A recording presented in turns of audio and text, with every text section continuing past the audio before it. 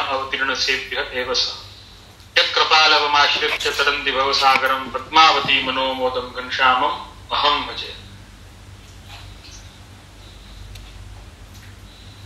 स्वमार्गीय शरण समर्पण सेवादि निरूपण ग्रंथ, तदंतर्गत विविध विषयों का निरूपण श्री हृदयाचरण के द्वारा और इस ग्रंथ के विविध जो विषय पुष्टि मार्ग के विषयों का निरूपण श्री हृदयाचरण ने किया है,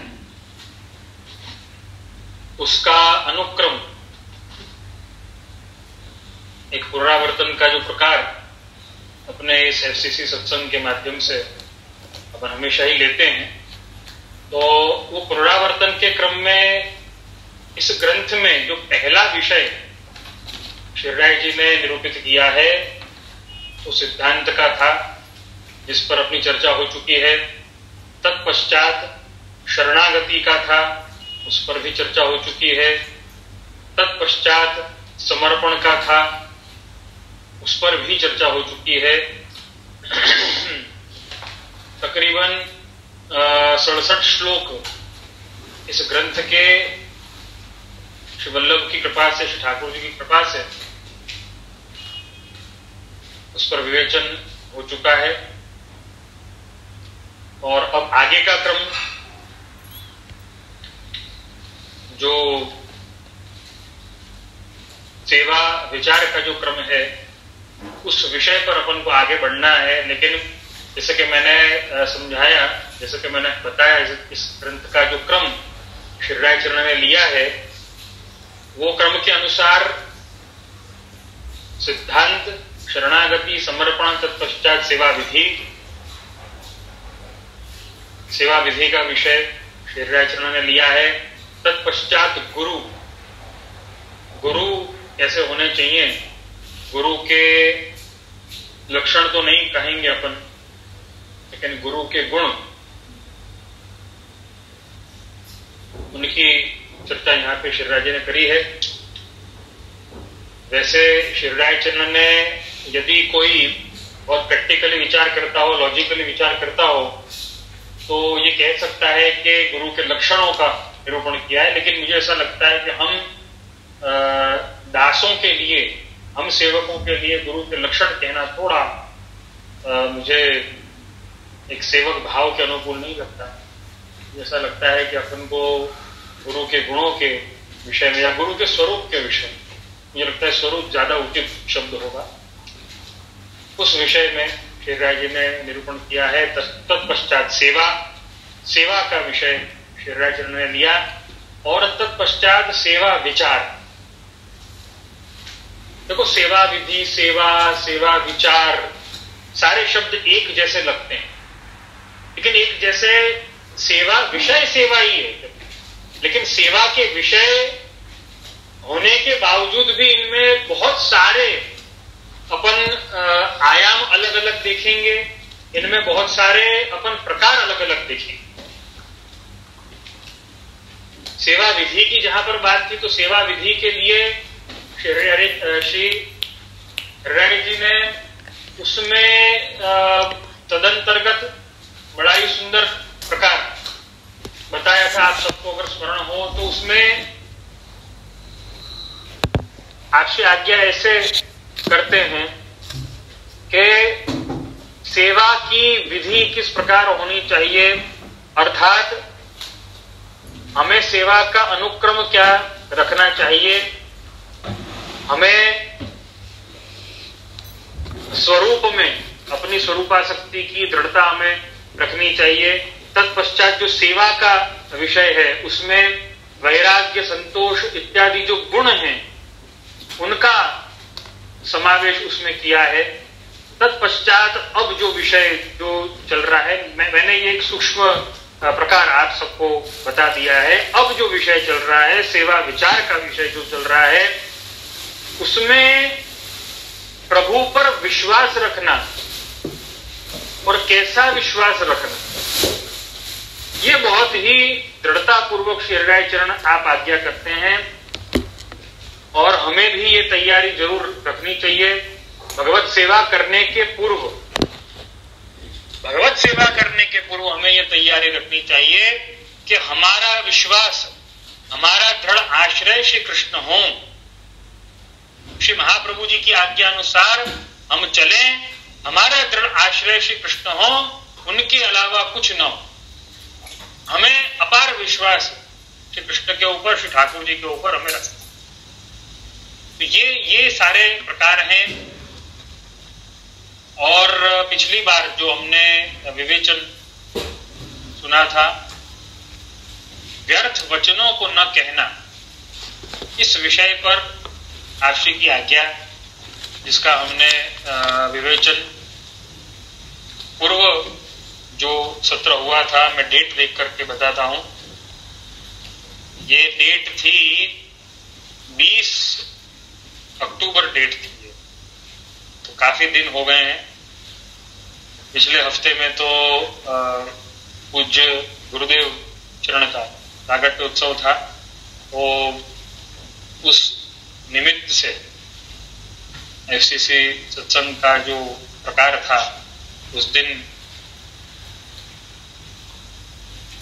श्री महाप्रभु जी की जैसी आज्ञा है, सेवायाम व कथायाम व यस्या शक्तिर बड़ा भवे, तो सेवा का आनंद श्री गुरुदेव की कृपा से प्राप्त हुआ था।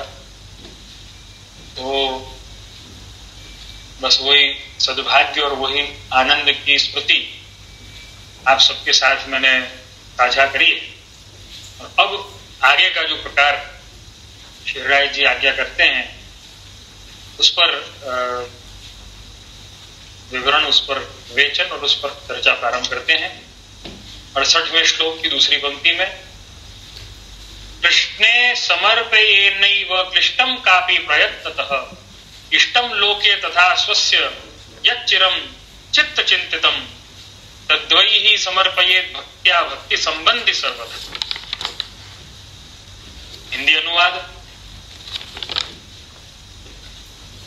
अत्यंत ही क्लेश करके प्रयत्न से जो प्राप्त किया हो, वह प्रभु को समर्पित न कर।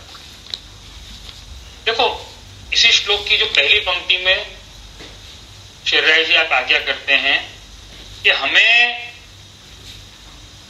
असत्य नहीं बोलना है।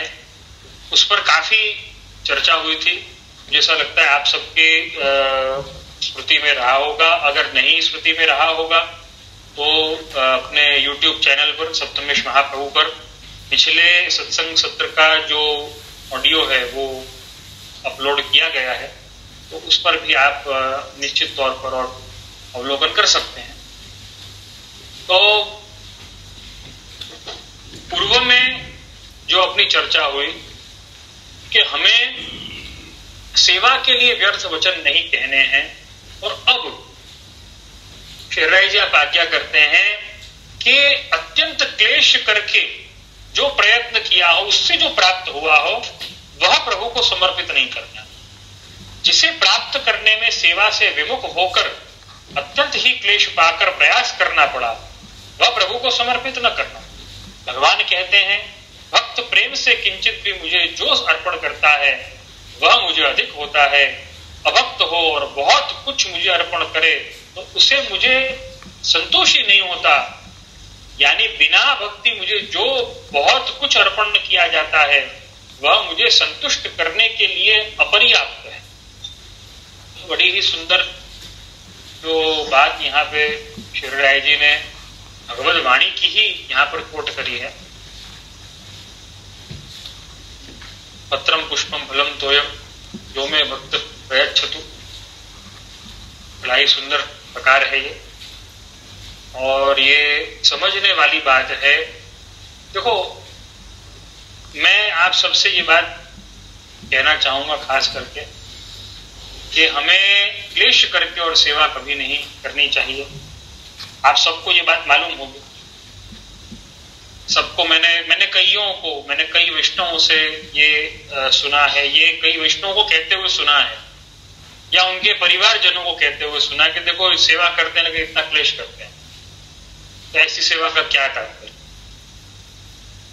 यहाँ पर वो विषय जो है वो बड़ा ही सुंदर यहाँ पे श्री राय जी ने निरूपित किया है कि अत्यंत क्लेश करके जो प्राप्त भयो हो सो प्रभु को समर्पित कर। अब ये क्लेश शब्द की जो यहां पर विवक्षा अपन माने कि ये किस अर्थ में यहां पे क्लेश लेना चाहिए, क्योंकि कई बार ऐसा होता है कि आप सारे कार्य करते हो, कुटुंब को, परिवार को या मित्र बंधुओं को कोई तकलीफ नहीं होती, लेकिन जब आप सेवा करते हो तो उनको बहुत तकलीफ होती। ये सामान्य तौर पे देखा है। जब हम सेवा प्रारंभ करते हैं देखो सबका किया, सब कुछ किया, कोई तकलीफ नहीं, लेकिन जब हम सेवा प्रारंभ करते हैं उन्हें बहुत तकलीफ होती। अब हम ऐसा विचार करते हैं कि देखो ठाकुर जी की सेवा के लिए तो भाई अब सब कुछ, अब क्लेश भी सहन कर लेंगे, सब कुछ सहन कर लेंगे। एक एक भक्त जिसके अंतर मन में दृढ़ भक्ति है, श्री वल्लभ की कृपा है और वो सेवा करना चाहता है, वो ऐसा ही विचार कर लेता है कि जो भी है ठाकुर जी की इच्छा है, जो होगा वो देखा। ये विचार करके वो सेवा में आगे बढ़ता है, भले क्लेश हो रहा हो। और दूसरे जो कुटुंबीजन इत्यादि हैं, ये मैं नॉर्मली कईयों के घरों में ये मैंने देखा है, मैंने सुना है, इसलिए मैं आपसे ये शेयर कर रहा हूं। कईयों के मुख से ये सुना है और कईयों के घरों में होता है। तो परिवारजन कहते हैं कि देखो क्लेश करके सेवा कर रहा है, और जो सेवा करने वाला है, जो वैष्णव है, वो कहता है कि अब सेवा के लिए तो सब कुछ है। अब ये लोग सेवा नहीं समझते और ये लोग क्लेश अगर करते उसमें मेरी क्या गलती, मैं सेवा क्यों छोड़ूं? अब फिर अगर ये कहते हैं कि क्लेश करके सेवा नहीं करनी चाहिए, तो क्लेश तो ये लोग कर रहे, मैंने तो कुछ नहीं किया। अब ये जो असमंजस की परिस्थिति है, ये जो कश्मकश की परिस्थिति है, इसमें क्या विचार करना चाहिए? इसमें हमें किस प्रकार से हमें सेवा में आगे बढ़ना चाहिए? देखो बहुत ध्यान देने की बात है। यहां पर हृदय चरण ने बड़ी सुंदर आज्ञा करी है, इसे समझना चाहिए। तो क्लेश करके कृष्ण को समर्पित नहीं करना, क्लेश करने के पश्चात जिस प्रयत्न में क्लेश हो और उससे जो प्राप्ति हो वो कृष्ण को समर्पित नहीं करना चाहिए।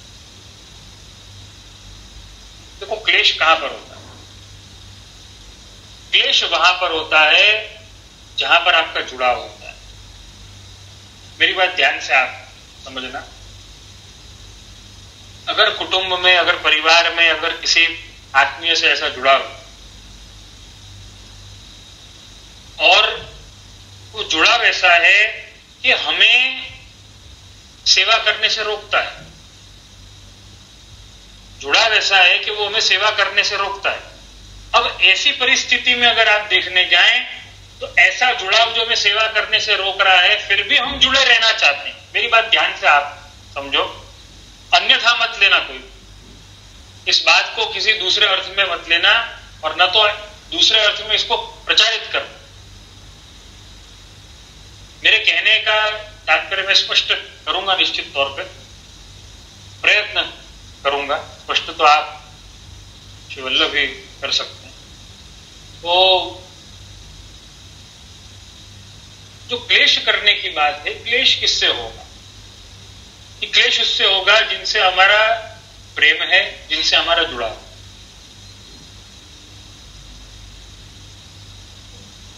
हम ठाकुर जी के लिए, विष्णु ध्यान देना, हमने ठाकुर जी के लिए कौन सी वस्तुओं को और अपने कौन से संबंधों को योजित किया।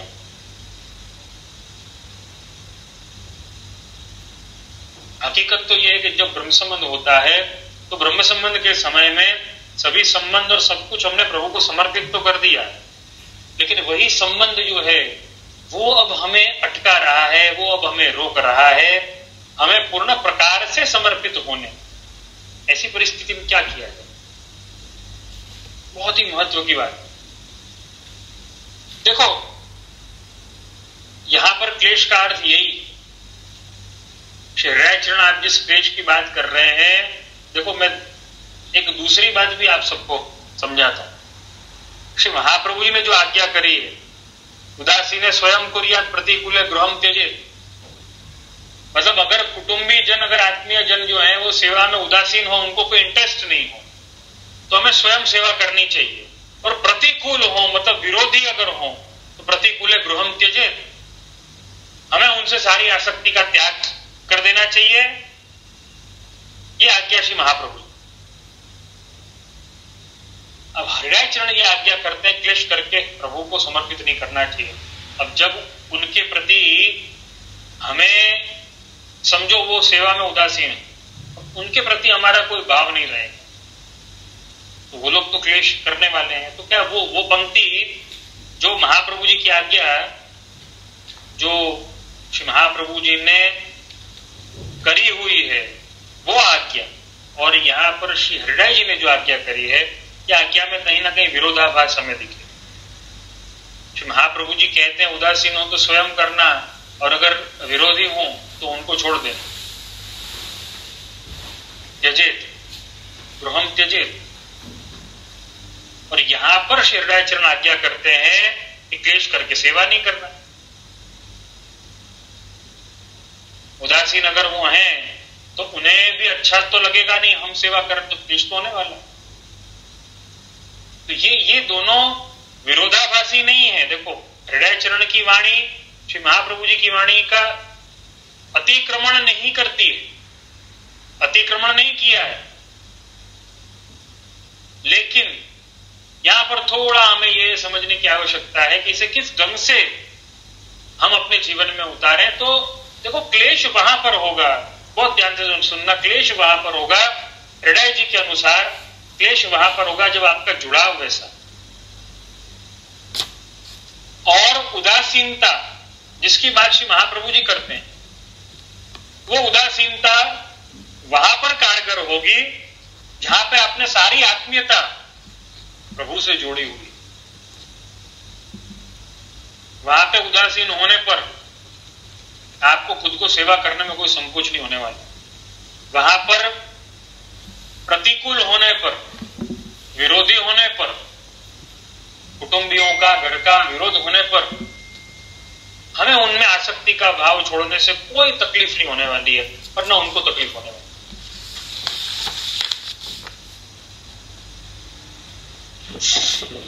इतना एक बात हमेशा ध्यान में रखें, शायद मेरी बात आप सबको अतिशयोक्ति लगेगी।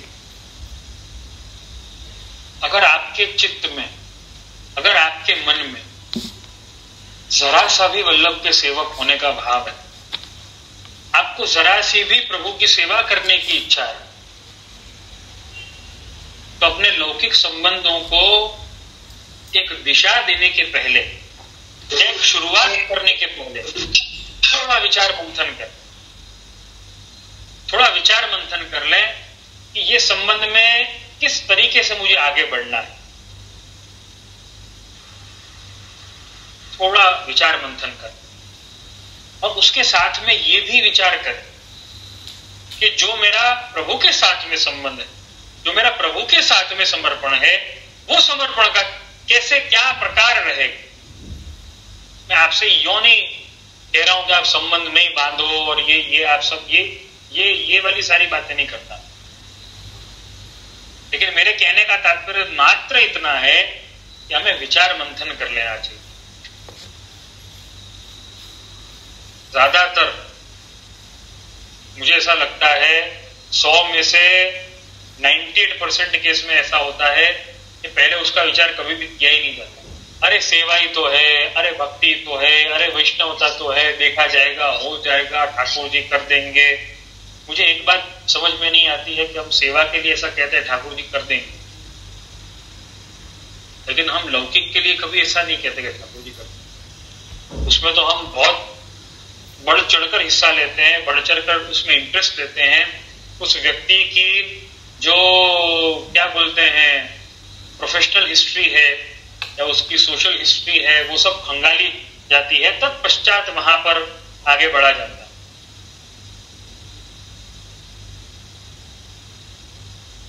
लेकिन मेरे वैष्णवों, आप वल्लभ के सेवक हो, इसलिए कम से कम स्पिरिचुअल हिस्ट्री पर भी थोड़ा सा ध्यान। मुझे नहीं मालूम है कि उनकी स्पिरिचुअल हिस्ट्री होगी या नहीं होगी, मैं नहीं कह सकता, लेकिन आपकी तो है, आपकी तो है कि नहीं। अगर आपको ऐसा लगता है कि नहीं मुझे तो ठाकुर जी के बिना भी चलेगा, मुझे तो वल्लभ के बिना भी चलेगा, मुझे तो सेवा के बिना भी चलेगा, अगर ये विचार किसी ने कर रखा है, हालांकि मैं ऐसा नहीं मानता कि कोई भी ब्रह्म संबंधी वल्लभ का सच्चा सेवक ऐसा विचार भी ला सकता है, मुझे ऐसा नहीं लगता।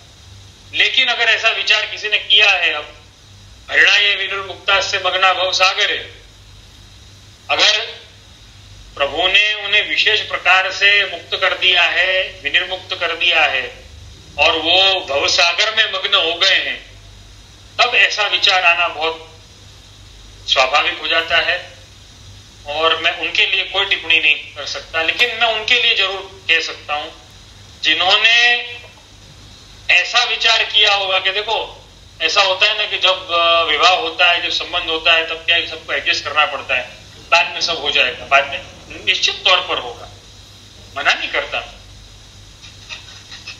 लेकिन कम से कम उस संबंध को 3 कैटेगरी में टटोल देना, एक अनुकूल, दूसरा उदासीन, तीसरा प्रतिकूल। आपको अगर वो संबंध, वो रिलेशनशिप प्रतिकूल लग रहा है, फिर भी आपने ऐसा विचार किया कि आपको आगे बढ़ना है, नो प्रॉब्लम, आप आगे बढ़िए उसमें। लेकिन वो प्रतिकूल होने के बाद में अगर आपने ऐसा विचार किया कि नहीं अब क्या है, मैं धीरे धीरे धीरे धीरे धीरे धीरे अपने हिसाब से और सब कर लूंगा, धीरे धीरे सब अपने आप हो जाएगा, तो वहां पर क्लेश हो। क्यों? क्योंकि आपने पहले से ही प्रतिकूल के साथ में ही आपने आत्मीयता का संबंध बांध दिया। सबसे बड़ी तकलीफ ये देखो, वार्ता जी में प्रसंग मिलते हैं कि जैन के साथ में विवाह हुआ और वो जैन जो है वो बाद में वैष्णव बन गया, ऐसे प्रसंग मिलते हैं, ऐसे वैष्णव आज भी। लेकिन जिसके संग से, जिस वैष्णव के संग से वो जैन भी वैष्णव बना, उसकी वैष्णवता कैसी, यह आप विचार करो। हमारी वैष्णवता, हम पर श्री वल्लभ की वाणी का ऐसा प्रभाव, ऐसा आचरण, ऐसा विवेक क्या हमारे अंदर आया है? अगर नहीं आया है फिर भी हम आगे बढ़ रहे हैं, तो या तो हम इस तैयारी में रहें कि प्रतिकूल फिर वो व्यक्ति नहीं है, प्रतिकूल फिर हमारा सेवकत्व है या हमारी वैष्णव। और या तो अगर ऐसा नहीं कर सकते तो फिर कम से कम मैं ऐसा नहीं कहूंगा कि हर एक व्यक्ति को अनुकूल ढूंढो, अनुकूल हो तो करो, मैं ऐसा नहीं कहता और मैं ऐसा मानता नहीं। हर एक वस्तु अनुकूल नहीं मिल सकती, ये मुझे पता है, लेकिन किसी भी वस्तु को प्रतिकूल होने पर भी स्वीकार लिया जाए और बाद में 2 साल 5 साल के बाद में और अपना जो दुखड़ा शुरू हो जाए कि देखो ये तो भगवान को नहीं मानता, ये तो धर्म को नहीं मानता, अब हम क्या करें, हम तो फंस गए, तो वो तो चुनाव आपने किया है, वहां पर क्लेश होगा। और वो जो आत्मीयता, वो जो प्रतिकूल के साथ में आपने आत्मीयता बांधी, आपने बांधी, अब उसे हम अगर मजबूरी का नाम देना चाहें या जो भी नाम देना चाहें, मुझे नहीं मालूम है वो क्या है, लेकिन हमें उसकी तैयारी रखनी चाहिए।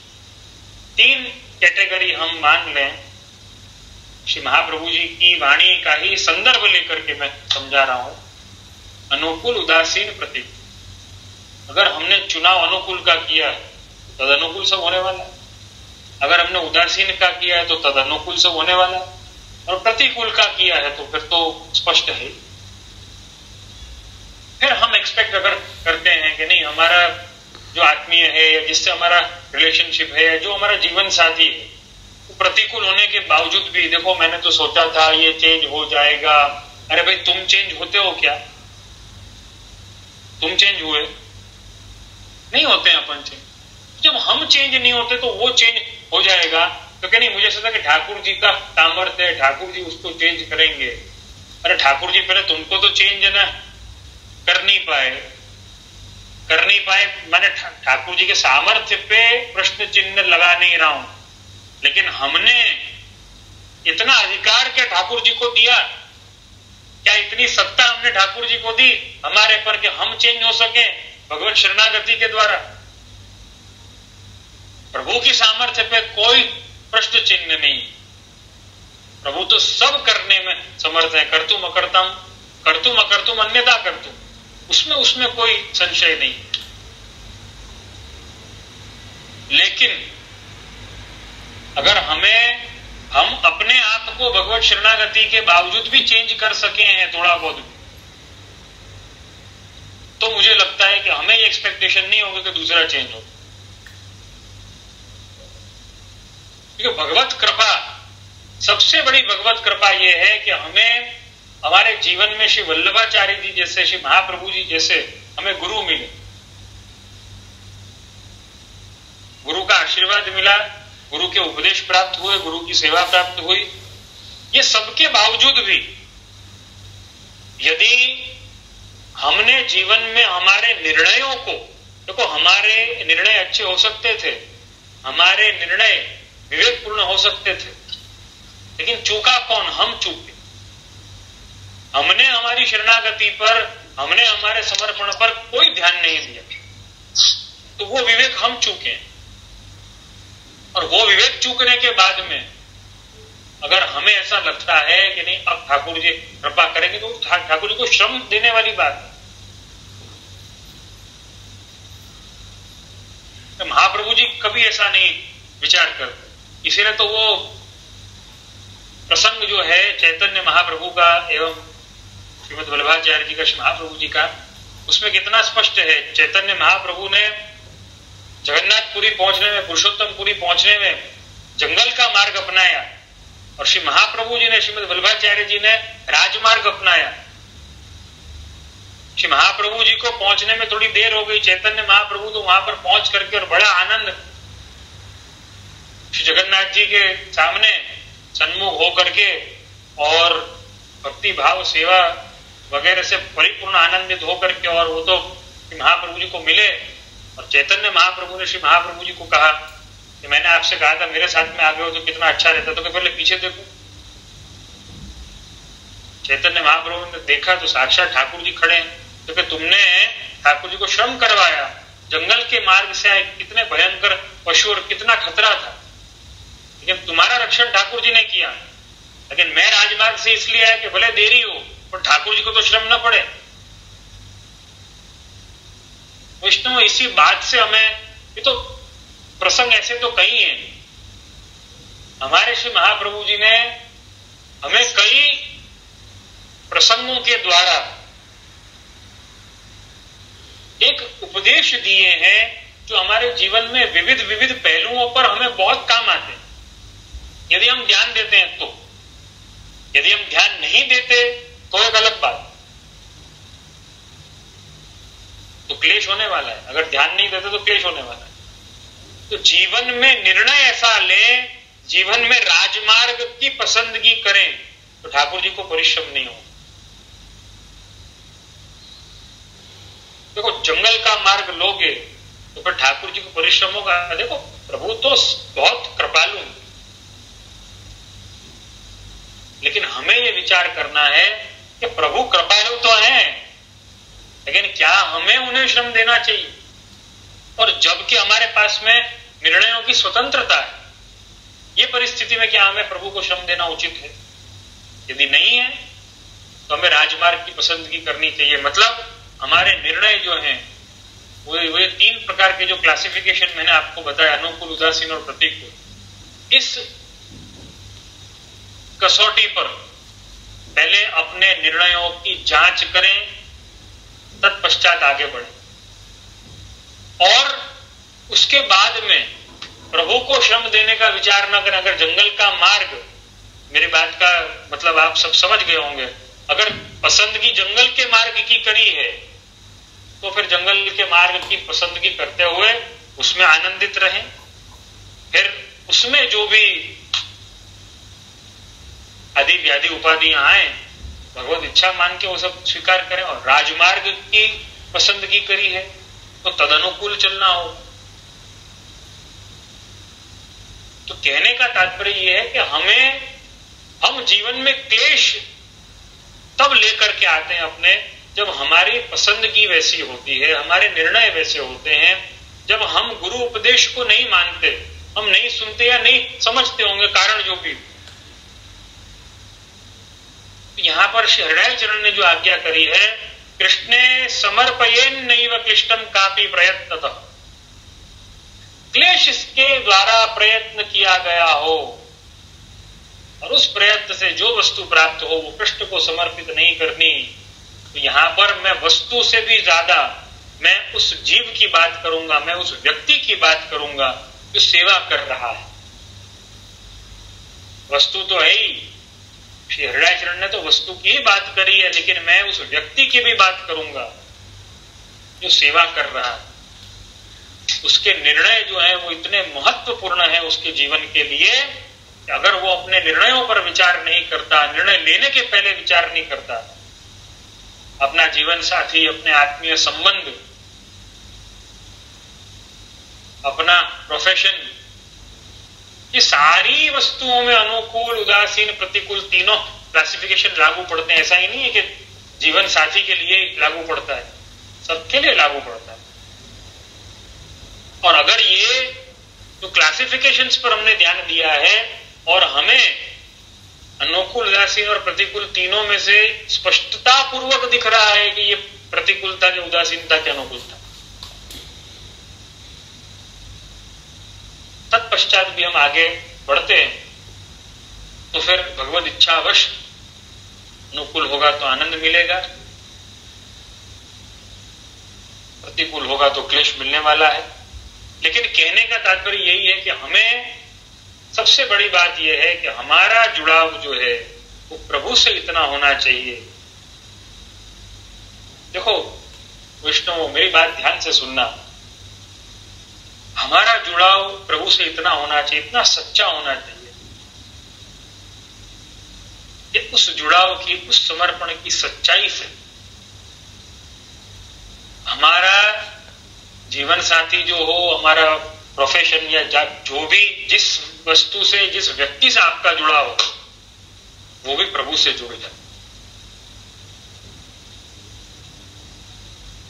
जीवन में सब कुछ काम आता होगा। देखो खुराफात हर जगह काम आती, खुराफात हर जगह काम आती है। संबंधों में, जीवन में अपन खुराफात करते रहते हैं, कहीं पे झूठ बोल दिया, कहीं पे कुछ बोल दिया, ठाकुर जी की सेवा के लिए जाना है लेकिन झूठ बोल दिया कि कुछ काम था इसलिए जाना है। क्या करें, हम ऐसा नहीं बोल सकते सेवा के लिए जाना। ऐसा क्यों होता है? क्योंकि सच्चाई, हमें सच्चाई लानी। आज के समय में देखो, मैं एक बहुत सामान्य सा उदाहरण दूंगा। आज के समय में किसी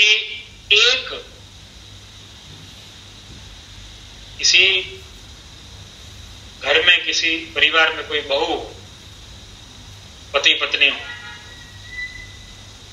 पत्नी को ऐसा कहा जाए, पति ऐसा कहे या ससुराल वाले ऐसा कहें कि आपको अपने मायके से कोई संबंध नहीं रखता, क्या ऐसा कोई मान्य करता है?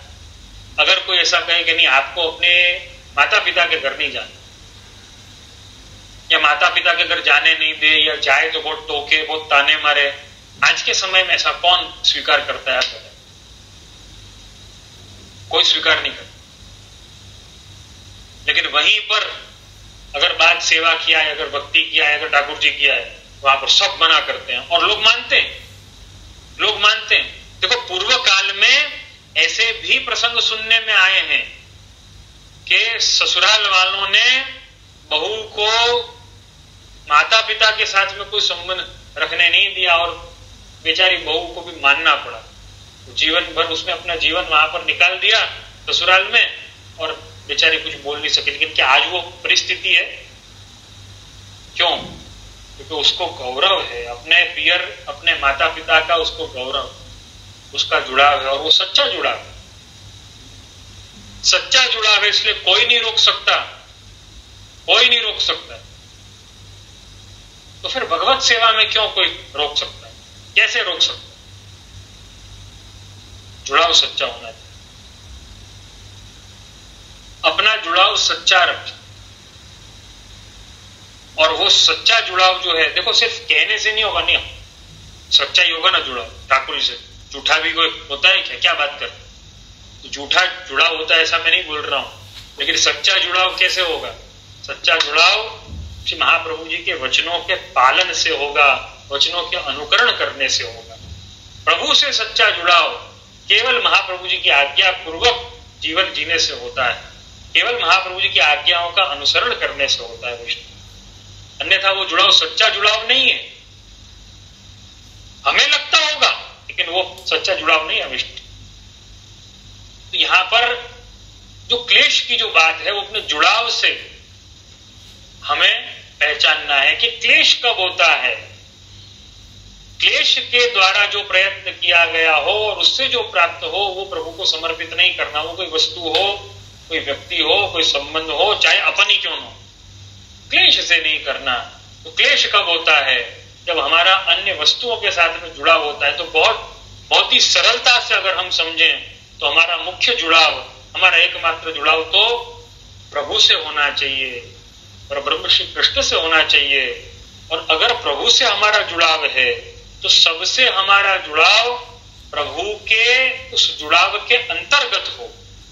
जैसे एक विवाहित पति पत्नी, एक दंपति का जुड़ाव, पति ये ध्यान रखेगा कि भाई मेरे इस जुड़ाव, अगर कहीं पर उसका जुड़ाव हो रहा है तो वो ये ध्यान रखेगा कि भाई ये मेरे विवाह के, मैं विवाहित हूं, ये मेरे विवाह के जीवन के अनुकूल है कि नहीं। पत्नी भी ये ध्यान रखेगी कि ये मेरे पति के, मेरे ससुराल के, मेरे घर के अनुकूल है कि नहीं। दोनों को ये ध्यान रखना पड़ता है। दोनों अपनी अपनी सीमाएं, अपनी मर्यादाएं सब बांधते हैं, लेकिन हम अपनी मर्यादा नहीं बांधते, इसलिए क्लेश होता है। हमारा जुड़ाव आज कहीं, कल कहीं। ठाकुर जी का तो कोई नाम ही नहीं, ठाकुर जी का तो नाम बाद में आ गया।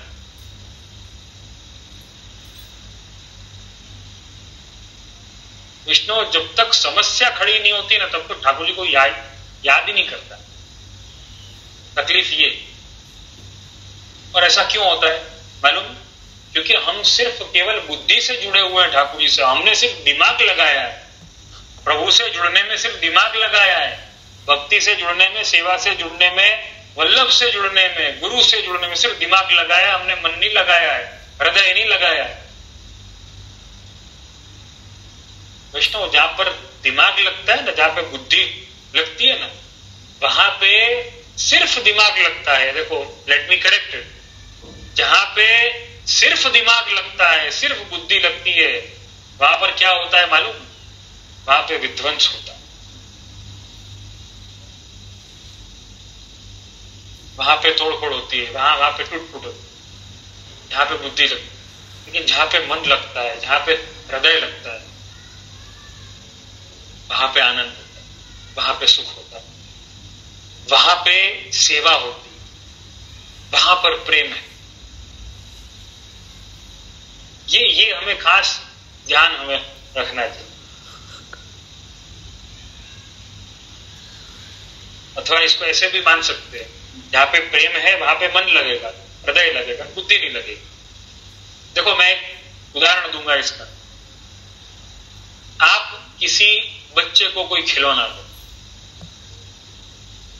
सामान्य तौर पे हम देखते हैं बच्चे को कोई खिलौना देने पर वो क्या करता है, वो उसका पूरा ऑपरेशन कर देता है, पूरा सब कुछ। समझो कोई खिलौने की गाड़ी दी उसको, उस गाड़ी का टायर अलग होगा, उस गाड़ी का बोनट अलग होगा, उसकी जो स्टीयरिंग अलग होगी, सब उसके पुर्जे इधर उधर करके पूरा उसका इंजीनियरिंग वो देख लेगा कि ये गाड़ी कैसे बनी, क्या बनी। बुद्धि लग रही है ना इसको। अब आप दूसरे तौर पर आप समझने जाए,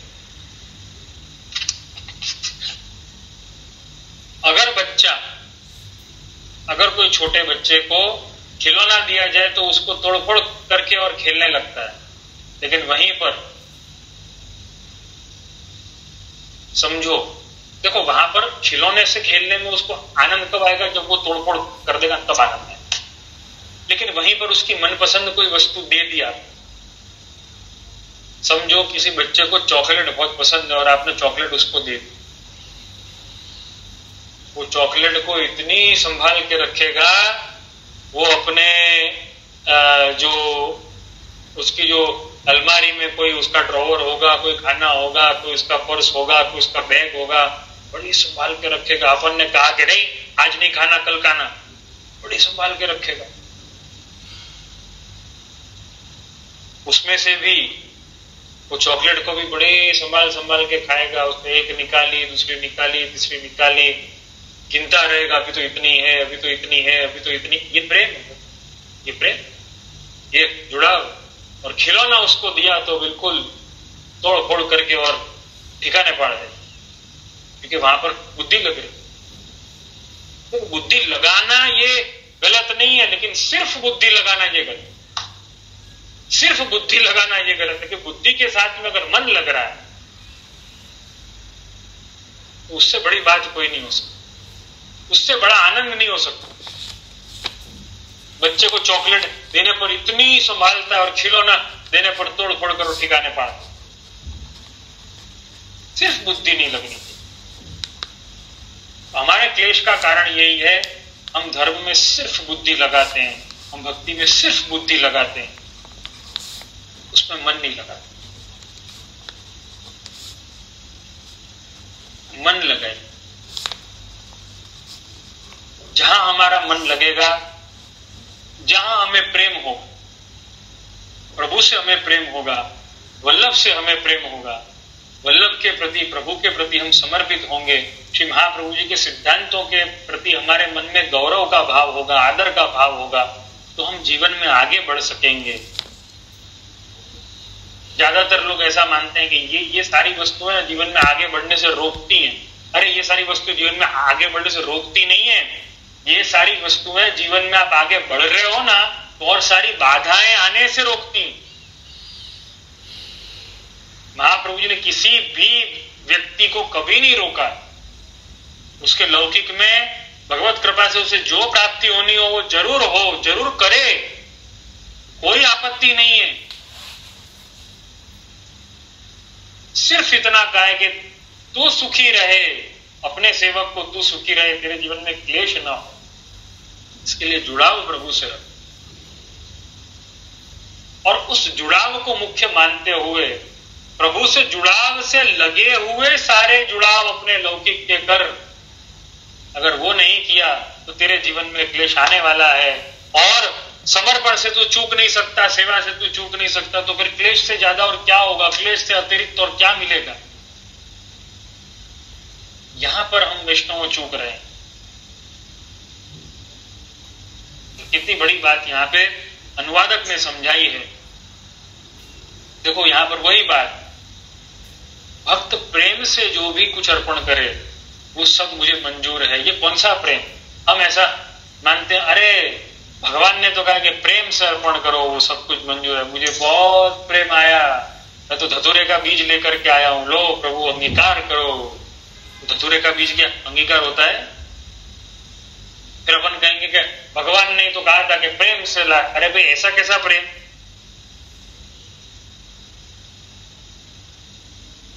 तो यहां पर प्रेम भी थोड़ी ये जो आज्ञाएं हैं, ये जो सिद्धांत हैं, इनका स्पष्टीकरण होना चाहिए। हमारे भीतर इसका स्पष्टीकरण होना चाहिए कि ये प्रेम कैसा। जिसको भक्ति भाव है, जिसको प्रभु से जुड़ाव है, जो प्रभु से प्रेम करता है, उसे ये पता है प्रभु को क्या अच्छा लगता है, प्रभु को क्या प्रिय है, प्रभु को क्या प्रिय नहीं है, किन किन वस्तुओं से प्रभु को श्रम पड़ेगा। सारी वस्तुओं का ध्यान वो रखता है, सब वस्तुओं का ध्यान वो रखता है। तो प्रभु यहां पर यही आज्ञा करते हैं कि जो प्रेम से मुझे अर्पण करे वो मुझे प्रिय है, और अभक्त होकर बिना प्रेम के जो मुझे अर्पण करे उससे मुझे संतोष नहीं होता।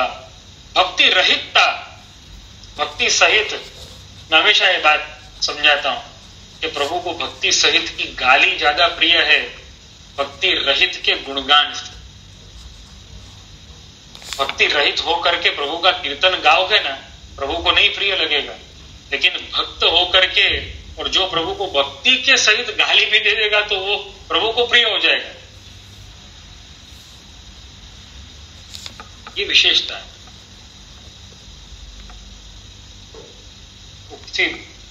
बहुत सरस गुजराती जोड़ है ना लोग, प्रेम तड़ा काचा तातणीए आवीने बंधाए वालो भक्तों ने वश। प्रेम तणा काचा तातणीए आवीने बंधाय वालो भक्तों ने वश थाय वालो भक्तों ने वश थाय। अंतरनी आरत वाणी ने सुनी शमणियों भाय वालो भक्तों ने वश थाय वालो भक्तों ने वश थाय। राम राम शबरी पोकारे राम पधार्या एक सवारे। प्रेम वड़े फिर से ला एठा मोर राम जी खाय वालो भक्तों ने वश थाय वालो भक्तों ने वश थाय। शबरीना एठा बेर खाधा केम खाधा? शबरीना एठा बेर खावानो ये तात्पर्य, शबरी के जूठे बेर भी प्रभु ने खाए, प्रभु श्री राम ने खाए, उसका तात्पर्य क्या? वो प्रेम था ना। और शबरी का ऐसा देखो, ऐसा नहीं कि सबको प्रेम है प्रभु पर, तो क्या सब जूठे बेर प्रभु को रोका सकते हैं? ऐसा नहीं है। यहां पे शबरी को अनन्य प्रेम है, अन्यान्य प्रेम नहीं, अनन्य प्रेम। तो अनन्य प्रेम वो प्रभु को वश कर देगा। वो अनन्य प्रेमी चाहिए, प्रभु को अनन्य प्रेमी चाहिए। श्री महाप्रभु जी ने भी सुबोधनी जी में कहा है, कृष्ण जब रुचते हैं तो विषय नहीं। ये प्रेम की बहुत बड़ी एक अपन कहें ना खुमारी, या अपन ऐसा कहें कि ये एक प्रेम का जुनून है, उसका दीवानापन।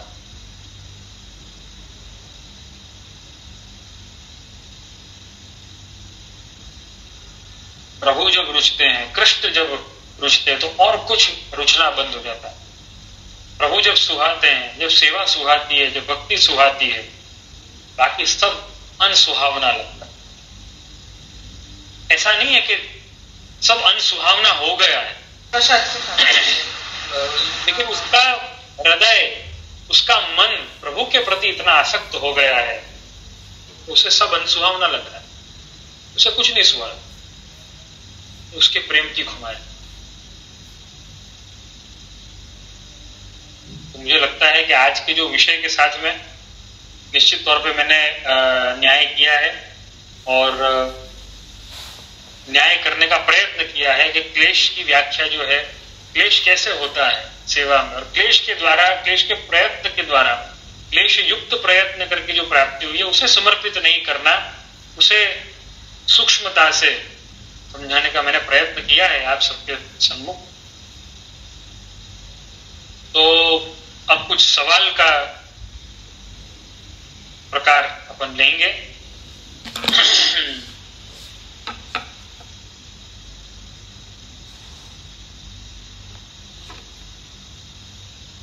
तो यहाँ पे 50वां सवाल ही पहले देते हैं। धर्मेश भाई शाह जो कांदीवली में निवास करते हैं, उन्होंने प्रश्न किया है, दशहरा के दिन माट अर्थात मठड़ी बड़ी 10 और छोटी 10 ठाकुर जी को धराने का क्या कारण है, कृपया आपके अनुकूलता अनुसार बताने की कृपा करें।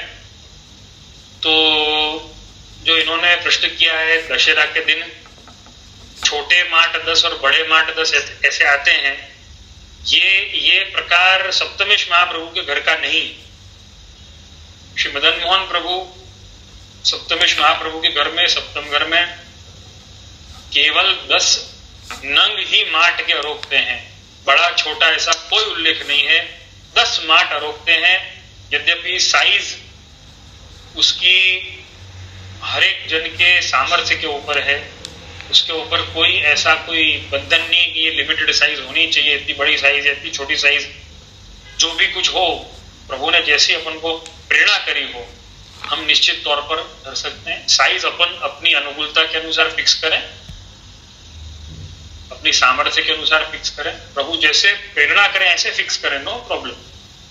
साइज का कोई इसमें महत्व नहीं है, तो बड़ा छोटा कोई ये सवाल नहीं है। लेकिन माट की जो सामग्री दशहरा पर आती है और 10 आती है, इसके ऊपर कई वैष्णव पूछते 10 क्यों आती है, तो नव विलास और दशहरा ये अपने यहाँ पर एक सुंदर भावना इसकी ऐसी भी कि 9 दिन नवदा भक्ति के और 10वां दशदा भक्ति माने प्रेम लक्षणा भक्ति का दिन।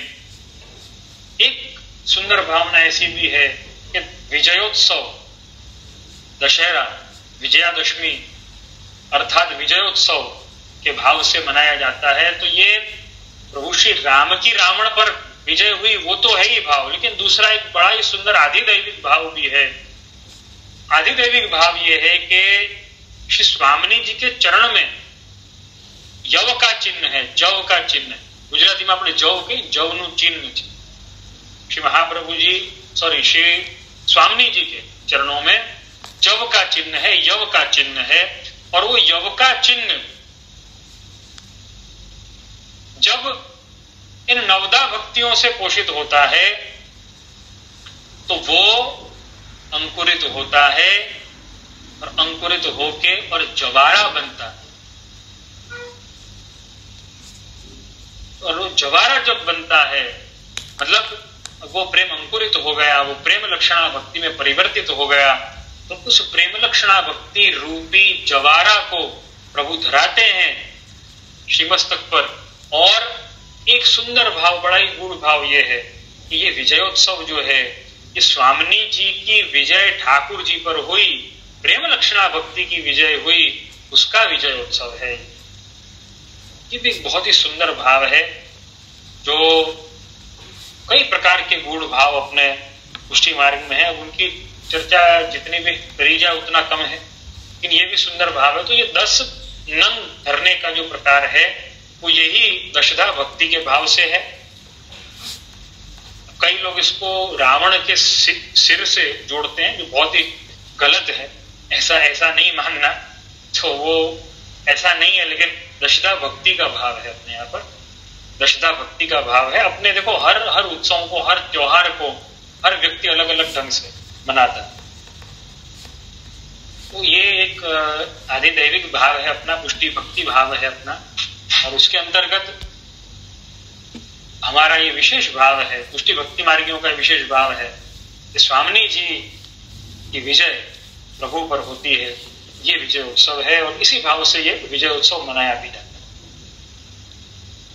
और एक दूसरा प्रश्न है मुझे, लेकिन ये ध्यान में नहीं आ रहा है, ये प्रश्न को मैं नहीं समझ पाया हूं। 49वां प्रश्न है, 49 प्रवीण भाई करके कोई वैष्णव है, उन्होंने ये प्रश्न किया है, घेवरवन्नी जानकारी आपका विनंती करूं छू।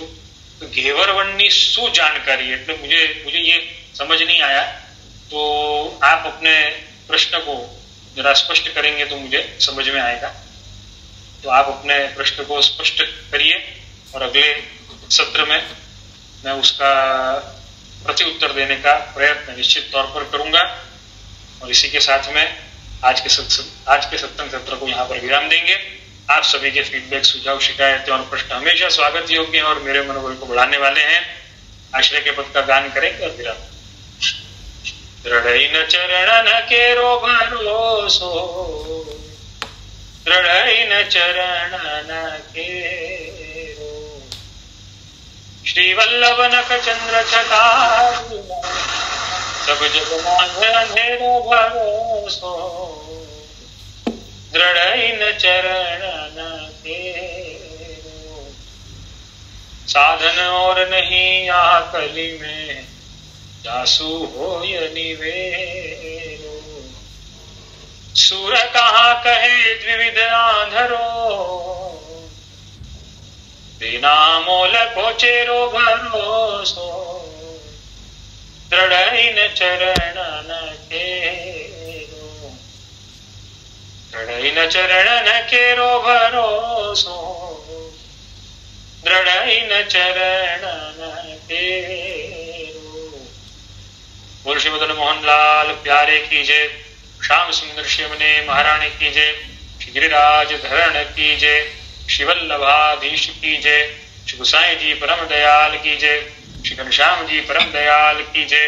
अपने अपने गुरुदेव की जय। सभी विष्णु को शुभकामना शुभाशीष। सर्वे भवन्तु सुखिनः सर्वे सन्तु निरामयाः।